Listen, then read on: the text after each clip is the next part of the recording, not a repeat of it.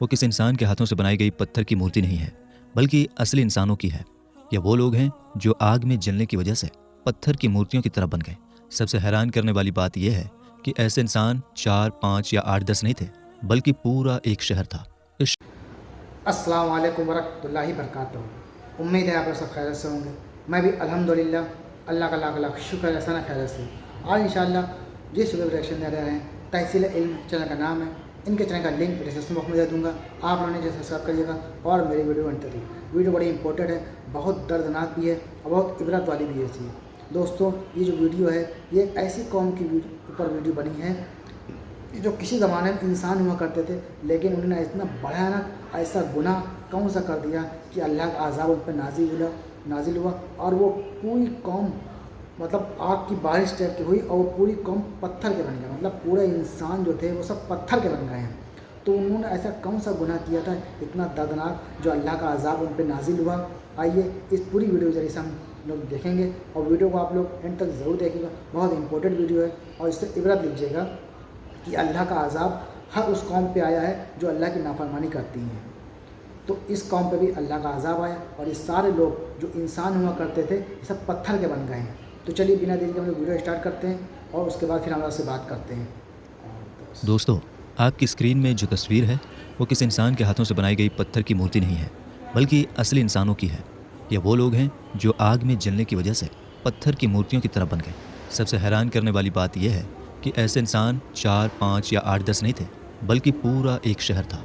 इस शहर में 2000 से भी ज़्यादा लोग रहते थे और सभी लोग एक पल में आग से जलकर इस हालत में बदल गए। हाँ, ये सही है कि उनमें से ज़्यादातर लोगों के शरीर अब गायब हो चुके हैं, लेकिन जो भी शरीर आज मौजूद हैं वे न सिर्फ चौंकाने वाले हैं, बल्कि काफ़ी डराने वाले भी हैं। दोस्तों, आपके मन में ज़रूर ये सवाल उठ रहा होगा कि आखिर ये लोग कौन थे जो आग में जलकर पत्थर की तरह बन गए। ये किस जगह के थे, किस ज़माने में रहते थे और ऐसा क्या किया था इन्होंने कि कुदरत ने कुछ ही पलों में इनके पूरे शहर को तबाह कर दिया। और न सिर्फ तबाह किया बल्कि उनके शहर का नाम भी हमेशा के लिए दुनिया से मिटा दिया। तो दोस्तों, इन सारे सवालों के जवाब पाने के लिए हम आपको सबसे पहले इटली की ओर लेकर चलते हैं। 1891 में इटली के एक सूने बंजर इलाके में एक किसान रहा करता था।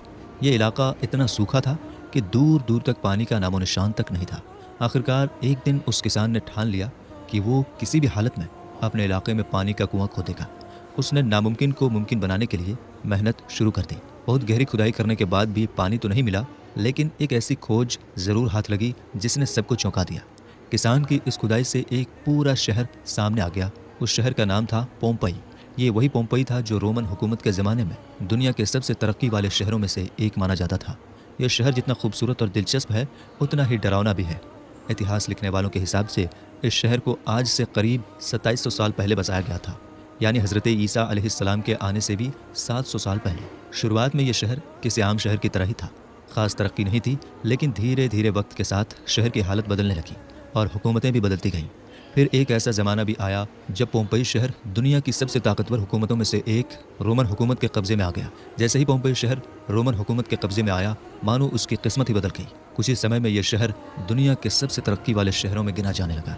उस वक्त पूरे रोमन हुकूमत में कोई भी शहर व्यापार के मामले में पोम्पई का मुकाबला नहीं कर सकता था। पोम्पई में व्यापार इतनी तेज़ी से बढ़ चुका था कि दुनिया के दूर दराज के हिस्सों से लोग यहाँ कारोबार करने और अपने मौके आजमाने आते थे। व्यापार की इस बढ़त ने पोम्पई को रोमन हुकूमत के सबसे बड़े शहरों में शामिल कर दिया था। लेकिन दोस्तों, ये जानकर आपको हैरानी भी होगी और झटका भी लगेगा कि पोम्पई के लोग आखिर किस तरह का बिजनेस करते थे। क्या ऐसा बिजनेस था जिसने इन्हें इतनी तेज़ी से दुनिया के सबसे अमीर लोगों में शामिल कर दिया? तो हम आपको बता दें कि पोम्पई के हर इंसान का बिजनेस जिस्म फरोशी था, यानी वे इसी व्यापार से अपनी कमाई करते थे। ये शहर जिस्म फरोशी में इस हद तक डूब चुका था कि यहाँ का हर शख्स, चाहे वो बूढ़ा हो या छोटा बच्चा, इस गंदे धंधे से बचा नहीं था। शहर की हालत ये हो गई थी कि यहाँ रहने वाला हर शख्स, चाहे वो अपनी मर्जी से हो या मजबूरी में, इस गंदे काम का हिस्सा बन चुका था।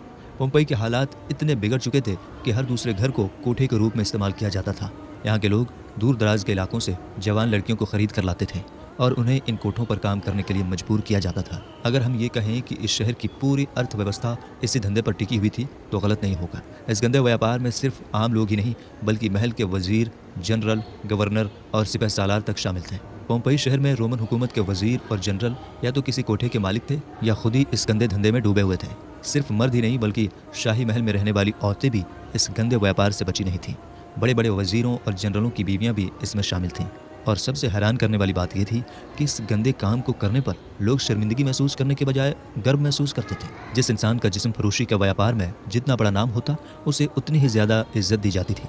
ये दुनिया का पहला ऐसा शहर था जहाँ नहाने के लिए ऐसे बाथरूम बनाए गए थे जिसमें मर्द और औरत एक साथ नहा सकते थे, यानी ये बाथरूम कम और बेथरोल ज़्यादा थे। दोस्तों, इस शहर में सैकड़ों छोटे छोटे बेथरोल्स होने के बावजूद एक बड़ा बेथरोल भी बनाया गया था जो शहर के बिल्कुल बीच में था। यह शहर का सबसे बड़ा बेथरोल था जिसे 1-2 मंजिला इमारत में बनाया गया था। इसकी निचली मंजिल आम लोगों के लिए थी, जबकि ऊपरी मंजिल खास तौर पर शाही परिवार के लिए थी। जब भी उस ऊपरी मंजिल पर महफिलें सजती तो अय्याशी की सारी हदें पार कर दी जाती, यहाँ तक कि उन महफिलों में भाई बहन जैसे पाक रिश्तों का भी कोई ख्याल नहीं किया जाता था। दोस्तों, इस शहर की खुदाई के दौरान खंडरों की दीवारों पर जो तस्वीर मिले हैं वो वाकई चौंकाने वाले हैं। इतनी अश्लील तस्वीरें थी कि कोई भी इज्जतदार शख्स उन्हें देखकर तुरंत अपनी आंखें ढक लेगा। ये शहर जो गंदे धंधे से बेहिसाब तरक्की कर चुका था, एक ज्वालामुखी पहाड़ के पास बसा हुआ था जिसका नाम वेसुवियस था और जो आज भी इटली में मौजूद है। एक खतरनाक ज्वालामुखी के इतने करीब होने के बावजूद इस शहर के लोगों को इसका जरा सा भी डर नहीं था। इसके बजाय वो हमेशा अपनी रंगीन मौज मस्ती और अय्याशियों में ही डूबे रहते थे, क्योंकि उनका ये ख्याल था कि जब 700 सालों में कुछ नहीं हुआ तो आखिर अब क्या हो सकता है।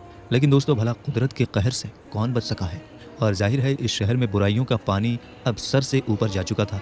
सन 80 ईस्वी में एक दिन पोम्पेई शहर में रहने वाले सारे लोग हर दिन की तरह ही अपनी अय्याशियों और रंगरलियों में मस्त थे। लेकिन फिर अचानक से कुदरत ने अपना कहर दिखाया और पास ही में मौजूद वो ज्वालामुखी का बड़ा सा पहाड़ बड़ी ज़बरदस्त तरीके से फट गया और उस ज्वालामुखी से बड़ी तेज़ी के साथ लावा और आग निकलना शुरू हो गई।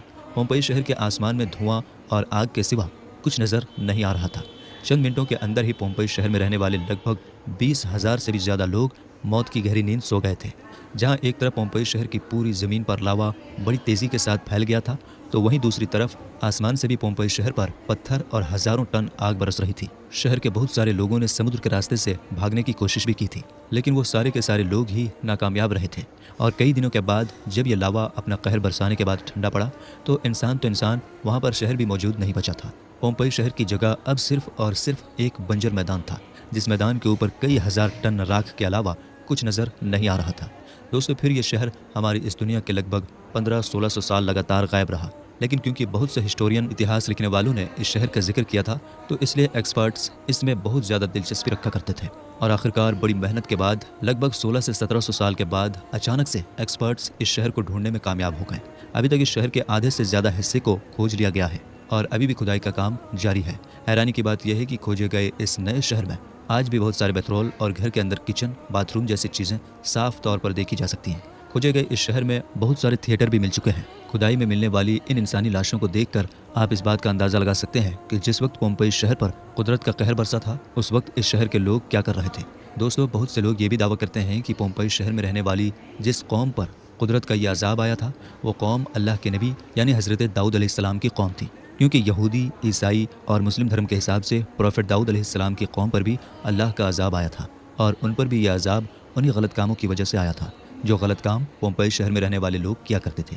लेकिन आपको बताते चलें कि प्रॉफेट दाऊद अलैहिस्सलाम की कौम और पोम्पेई शहर में रहने वाले लोग ये दोनों अलग अलग हैं, क्योंकि इन दोनों कौमों के बीच के दौर में भी बहुत ज़्यादा लंबा फासला है। और फिर पोम्पेई शहर की बर्बादी तो सन 80 ईस्वी में यानी हज़रत ईसा अलैहिस्सलाम से भी बाद में हुई है। तो मेरे दोस्तों, हम दोस्तों, ये था हमारा रिएक्शन जो हमने देखा कि किस तरह से अल्लाह ताला का अजाब आया और वो पूरी कौम जो कभी इंसान हुआ करते थे, वो पूरी कौम मतलब आग की बारिश टाइप की हुई और वो सारी कौम पत्थर के बन गए। उसमें तमाम लोग तो अभी ख़त्म हो चुके, लेकिन कुछ निशानी तो अभी बाकी हैं जो आपने वीडियो के ज़रिए से देखा है कि पूरा शहर लगभग वैज्ञानिकों ने ढूंढ लिया है और अभी भी इस पर रिसर्च चालू है। तो अल्लाह से जो भी नाफरमानी करेगा, अल्लाह ताला का फिर अज़ाब उस पर आता है और वो कौम हलाक हो जाती है। तो अल्लाह से डरें, अल्लाह के बताए हुए रास्ते पे चलें, अल्लाह के अहकामात पे चलने की तो पूरी कोशिश करें, अल्लाह को राज़ी करने की पूरी कोशिश करें। और जब भी इस दुनिया से जाने का वक्त हो, अल्लाह से पहले दुआ करें रो के कि अल्लाह ताला ईमान की हालत में इस दुनिया से जाने का तौफीक अता फरमाए। और जब भी हमारी रूह कब्ज़ हो, जब भी हमारे को मौत आए तो ईमान की हालत में मौत आए और कलमा नसीब फरमाए। आमीन या रब्बुल आलमीन। तो उम्मीद है वीडियो आप लोगों को अच्छी लगी होगी।